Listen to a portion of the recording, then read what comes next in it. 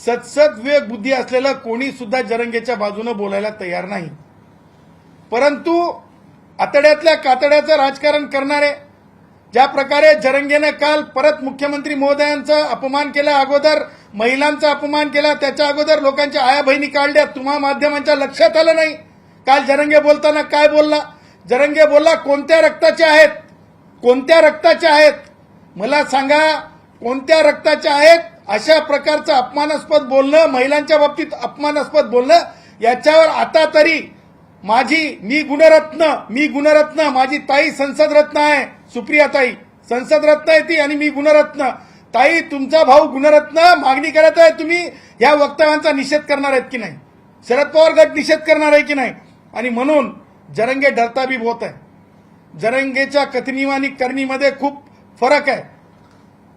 मी म्हणेल एक डायलॉग जरंगेच्या या मुंबईमध्ये येण्याबाबतीमध्ये, एक गाणं आहे, झलक दिखला जा जा जा जा जा जा जा जा जा झलक दिखला जा, अरे जा जा जा जा जा जा जा जा झलक दिखला जा. देख जरंगे, बात तो ऐसी है ना कि अनशन करना, आंदोलन करना इस भारत के संविधान की जो है डेमोक्रेसी में दिया हुआ अधिकार है. इसका मतलब ये नहीं है कि आते बराबरी अपन गैर कुछ मांग रहे हो. इसके पहले भी मांगा गया था कि एट्रोसिटी का कानून रद्द कर दो, एट्रोसिटी का कानून रद्द कर दो, एट्रोसिटी का कानून रद्द कर दो. जरंगे, हो सका क्या एट्रोसिटी का कानून रद्द? हो सका क्या एट्रोसिटी का कानून रद्द? हो सका क्या एट्रोसिटी का कानून रद्द?